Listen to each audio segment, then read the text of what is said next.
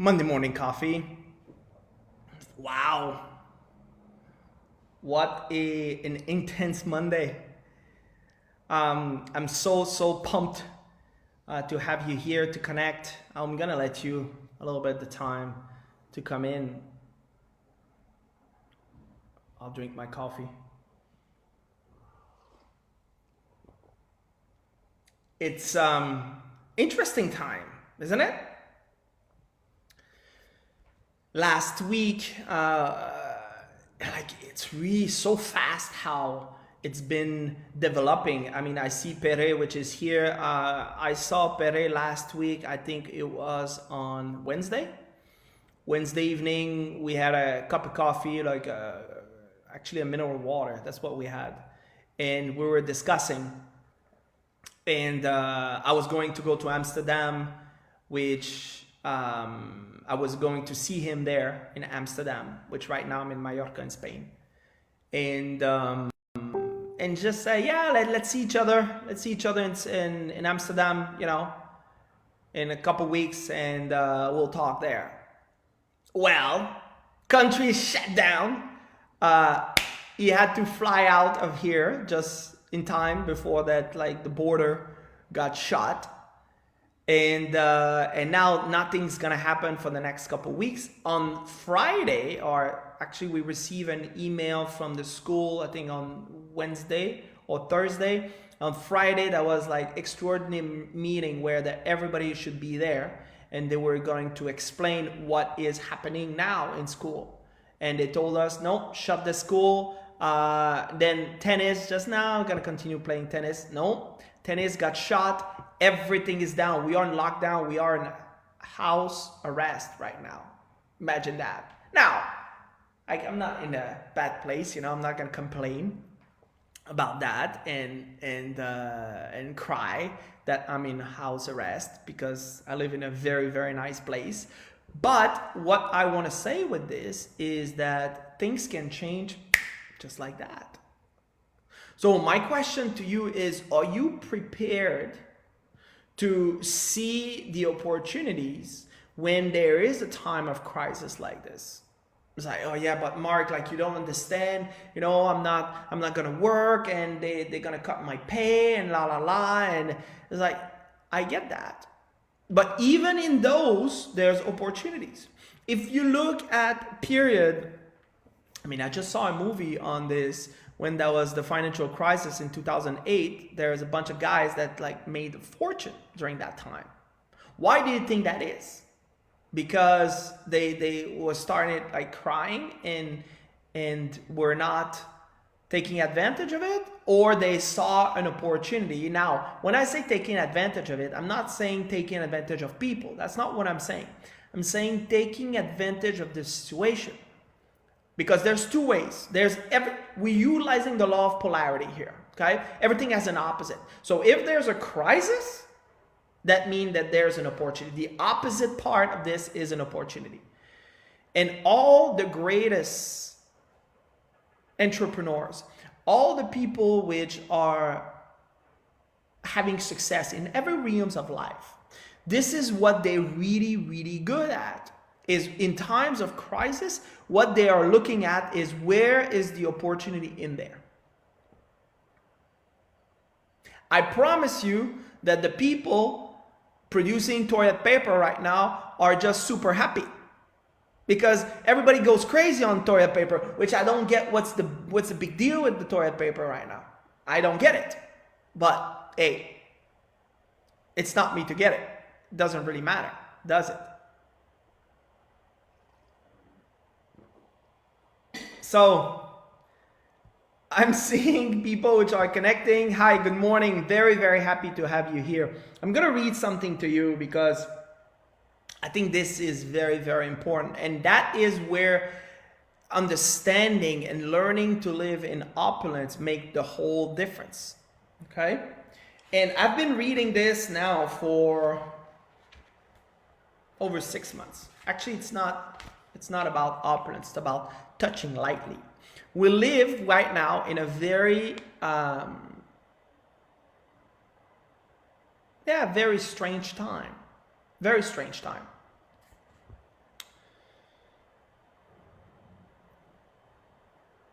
And this will help you to really understand the power of touching lightly. Okay? Where can the center of a man's life be except in himself? Where can the center of a person's be except in himself? We shall see that in all which pertains to us, the energizing center must be in ourselves. The energizing center must be in yourself. We can never get away from ourselves as the center of our own universe. So you cannot see yourself other than the center of your own universe. And the sooner you clearly realize this, the better. There is really no energy in our universe but what emanates from us in the first instance. So there's no other energy that can, there is really no energy in our universe but what emanates from ourselves in the first instance. See the power that there is behind this. And the power which appears to reside in our surrounding is derived entirely from our own mind. So if you give that power to the people outside, which is telling you that you're going to get sick and that you cannot get out and you cannot do this and you cannot do that, if you give the power to them, well, they're controlling you and you're not going to be able to be in control of your surroundings. But if you understand that you are in control of your own surrounding and the power which reside around you comes from your own mind, then you can control everything. If once we realize this and consider that the life which flows in us from the universe is at every moment new life, entirely undifferentiated to any particular purpose beside that of supporting your own individuality. Now, maybe you don't get it, and that's okay. But there's so much power in this. So the life which flows into you, so the energy that flows into you from the universe at every moment, is there to support your own individuality. And therefore, when we find that this manifestation of the eternal life principle in ourselves is the standpoint from which we can control our surroundings. So that power that we have within, that power that we have in our mind, can control our surroundings. We must lean firmly on the central point of our own being. Our mistake is to take our surrounding too much au grand sérieux. What is au grand sérieux? Are you taking your surrounding too much seriously? You're taking your surrounding like whatever the news is saying to you becomes your reality, which, by the way, it's not. Yeah, but Marc, you don't understand. I cannot watch the Montreal Canadiens play hockey anymore. Who gives a damn? They were not good anyway, to start with. Now, second is that why would you let the outside condition dictate how you manage your life and how you live? Yeah, but I cannot get out. Okay, you can't get out. Why don't you take a good book and study? Why don't you do that craft that you always wanted to do? Why don't you do this project with your children that you're always postponing because you never have time? Now you have the time. And now you're complaining you don't have time and you cannot get out. Where that you have plenty of time to do things that you never have done before or you never could do before.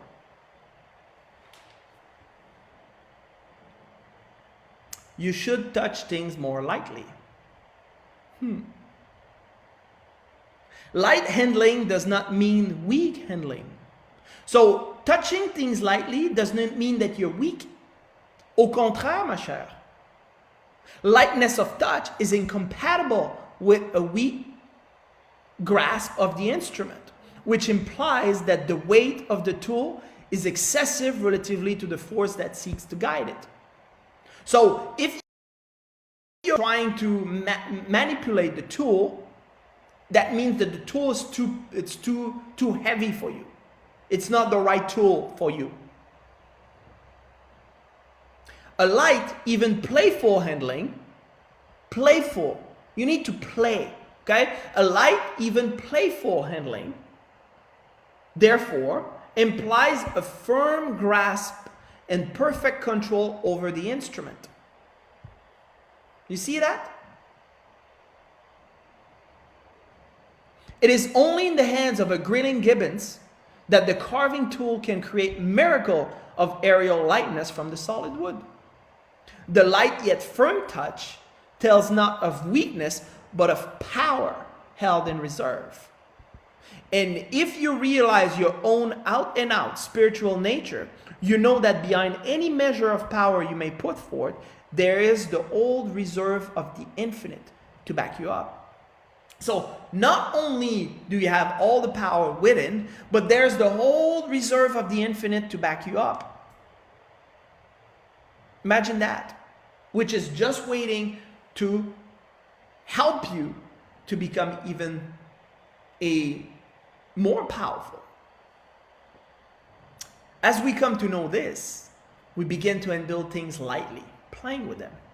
We begin to see that our control over things is part of the necessary order of the universe. Now, listen to this because that's extremely important. You begin to see that your control over things is part of the necessary order of the universe. This is part of it. You controlling things, you controlling your surrounding, you controlling your life, creating out of pure thoughts is part of the control of the universe. And consciously introduce this element of our personal control as part of the system. Man. So why don't you touch things lightly? Why don't you just relax and just chill? And during this time of crisis, do the things that you've never done before. Do the things that you are postponing. Do the things with your children that you said that you're going to do and you never have time to do it.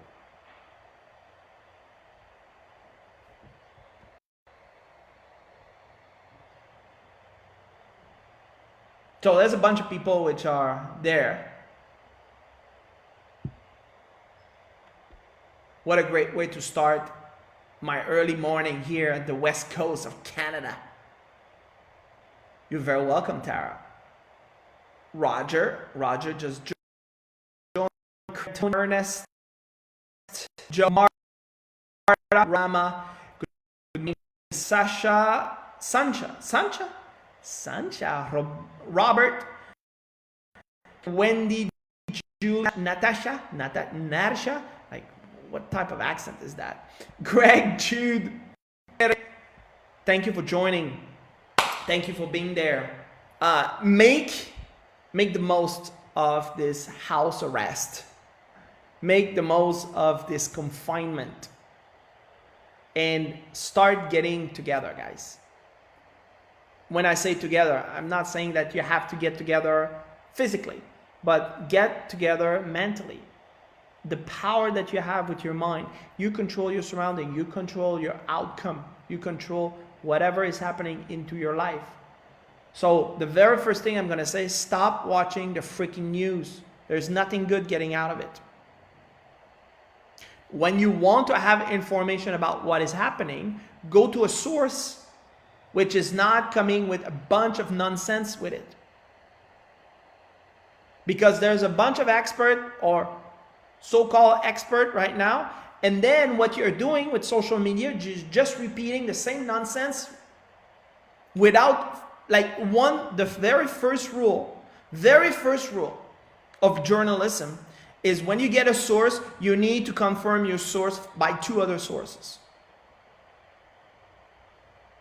So when you are bringing things out there, you're not bringing nonsense. Which right now through social media, there's a bunch of nonsense that I see all the time. So I'm not watching the news because I don't want to hear what they have to say. Like they're living into their world of I don't know. I don't even have a word to describe what's happening in there. But when I get information, I'm checking it and I double check it and I triple check it. And I definitely do not go to Fox and NBC and CNN and all the like funky news related channel out there. You're not getting the right information there. So go to your public service, call there, go to their website. You will get the information that you need to get if you need the information. But until then, read a book about yourself. Study yourself. Get better. You know, it's a perfect time right now to take a course. And if you want us to help you, that is a perfect time for you to join our program. I have some people that join right into this time of crisis because they know that it is an opportunity right now. I see it as an opportunity. And I'm going to make it an opportunity. So this is my message for you today. Make the best of today. And remember, today is the only day, as far as we know, that we have. So don't wait until this crisis is finished before you're living. Live today. Have a great day. See you next Monday. Peace out.